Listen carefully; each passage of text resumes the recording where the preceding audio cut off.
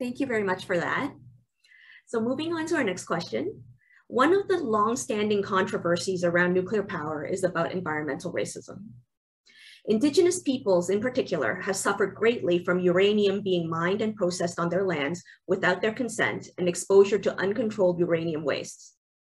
The non-consensual use of Indigenous lands, compounded with the increased risk factors and health concerns, is very real and continues to cause great harm to many communities.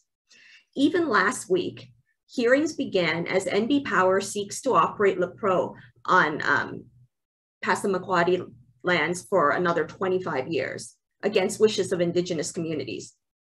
Will you please speak a little on nuclear energy and environmental racism? I'm happy to launch this one off if you two are all right with that.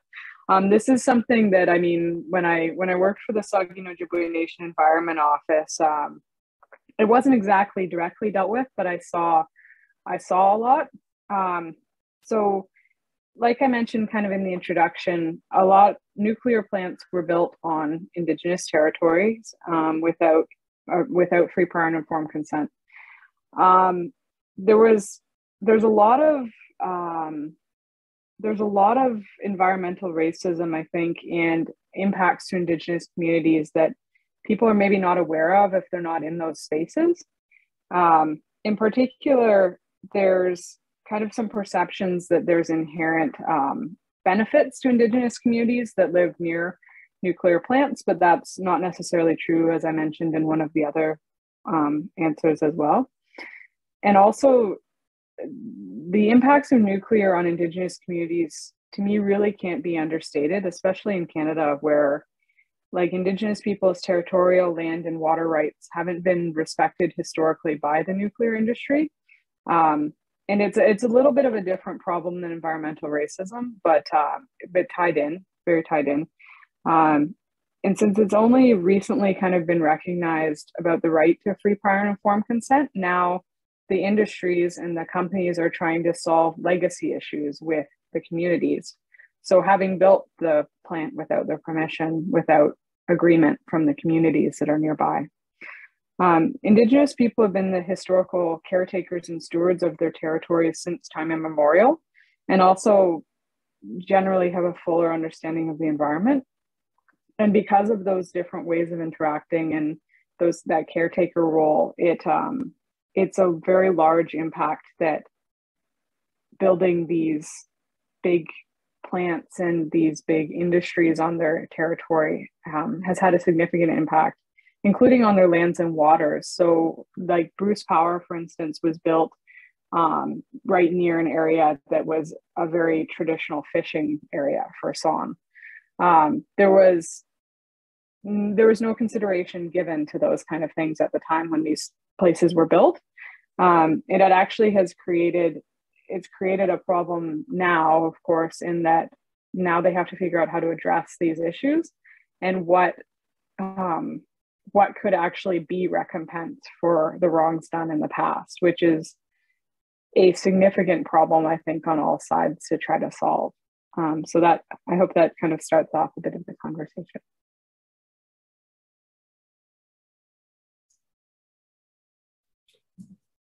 Well, I mean, I'm looking at this from the perspective of a settler, so I'm somewhat hesitant to go too far. Other than, you know, as the question says, I mean, there is a lot of ugly history here associated with uranium mining, especially, and of course the uranium mining operations that remain are all in northern Saskatchewan. On treaty and traditional territories of the First Nations there. One dimension of this which has particularly disturbed me has been going back to the SMR thing. There's been some, you know, if you look at the SMR roadmap, you'll notice it's available in Cree and Inuktitut and a number of other Indigenous languages, with the notion that they're pitching SMRs to remote First Nations communities. And those communities really have to be in a position to make their own choices. But one does have to wonder, you know, is this really an inappropriate technological pathway? Having also seen in those communities all kinds of amazing things happening in terms of the off diesel programs and things like that, which seem to rely on much more appropriate, you know, it's up to the community to really make that determination, but it would seem to me more appropriate scaled technologies. So that part has actually bothered me quite a bit about how aggressively the SMR thing is being pitched to remote First Nations communities.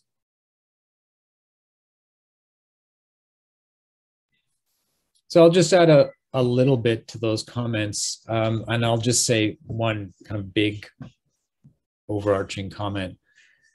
If we're talking about environmental racism more generally and not just towards Indigenous communities in Canada, nuclear energy projects, they've exhibited, sadly, the same kind of environmental racism in the way that almost every other energy project seems to do. So it's out of sight, out of mind. It's city dwellers in urban centers using a lot of energy that comes from somewhere else and at someone else's expense. And we are only starting to have a broad conversation about this in Canada and elsewhere, often because of the activism of Indigenous communities or minority communities in relationship to environmental racism. So there have been a number of studies in the United States that have looked at minority and poor communities surrounding nuclear plants there, and they've always shown that there is a disproportionate number of minorities and poor communities in a 50-mile radius of most nuclear reactor sites in the US. There's, of course, the questions of uranium mining that Mark mentioned in Canada and in the US. And I suppose the one thing I would add to what the discussion is so far is that there seems, unless you're living right next to it, which is what Corrina is saying, there seems the specific impact of nuclear has not been discussed as much as the impact of fossil fuels.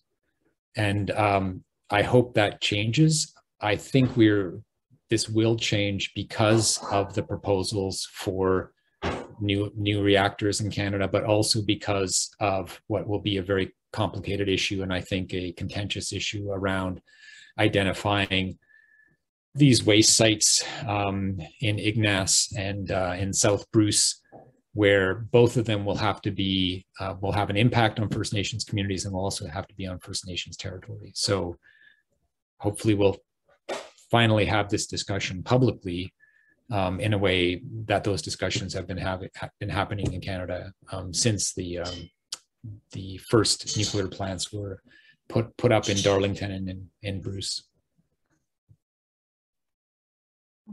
If I can add something on, is that all right? Something really briefly. One of the other things that should maybe have more discussion from a government side of things than I saw it having when I was in my job was around the shipment of nuclear waste. So nuclear waste, when it has to be shipped from plant to plant, moves through Indigenous communities, right? And through territories. And so that's another thing that there is no mechanism for Indigenous communities to stop in a legal way, right? And there's not a lot of consideration, I think, given to it as of right now. It may be changing, but I think that part of the concern around building new reactors has to do with that movement of waste and of waste products as well. And keep in mind too that even if everything goes according to plan with the NWMO, they figure it would take, I think it's 2 truckloads a day for 30 years to move the existing waste from the on-site storage at the existing nuclear plants to wherever this centralized disposal facility would be. I mean, it will at this stage be an enormous undertaking to move the waste to any central facility, which again would raise all of these questions, given it seems to be down to these two locations so far, and around which, as Corrina is saying, there are significant issues around consent involving traditional territory, both treaty and traditional territories.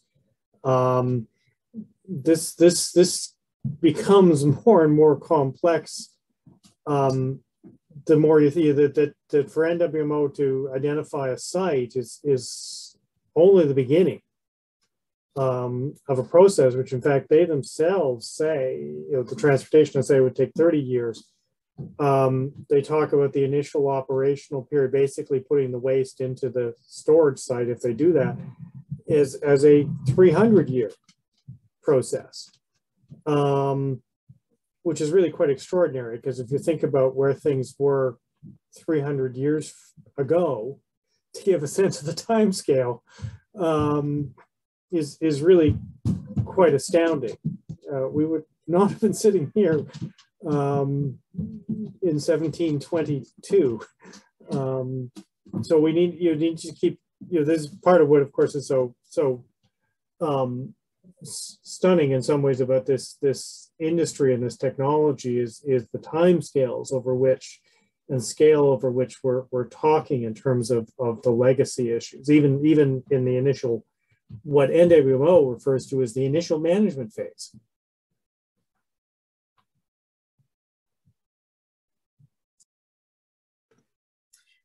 I found one aspect of this really interesting, and I mean, I found it all really interesting, but one comment that stuck with me was when Imre said that environmental racism is a part of all energy programs, not just nuclear. And it made me think, so why the focus on nuclear? Is it because of the mining aspect of it? Is it because of the waste? Is it because that most of it is still theoretical? Because we don't really hear about necessarily environmental racism for other energy programs, but it is a focus of nuclear energy.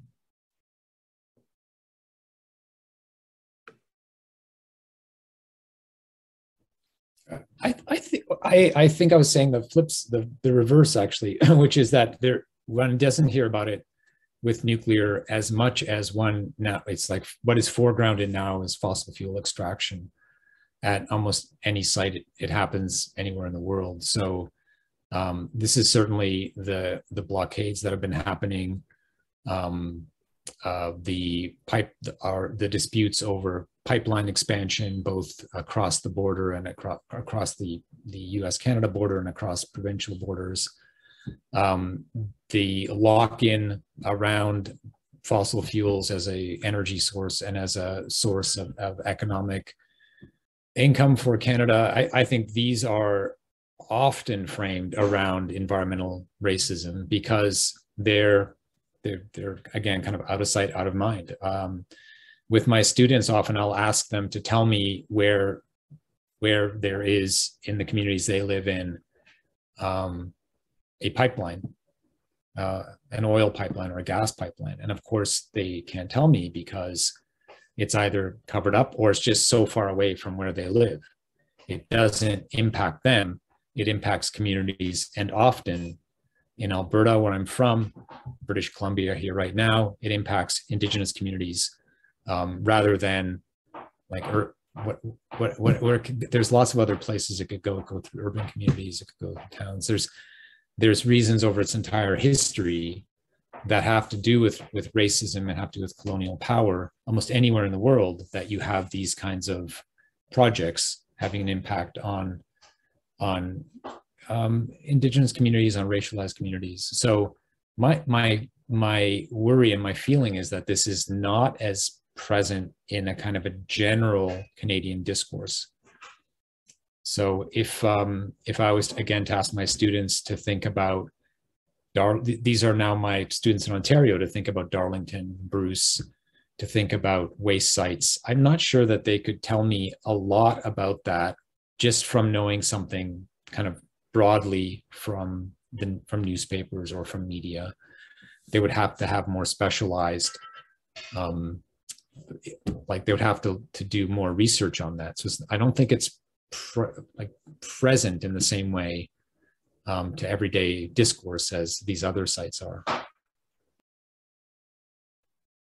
If I can add on some to that too, I think a lot of the environmental impacts of nuclear power are hidden impacts. So there's things like regulated temperature increases to the Great Lakes. There's things that some of those communities, racialized Indigenous communities, see maybe more than exterior communities or communities that aren't doing as many land-based activities. So I think that might be part of why, just add on to what Imre was saying.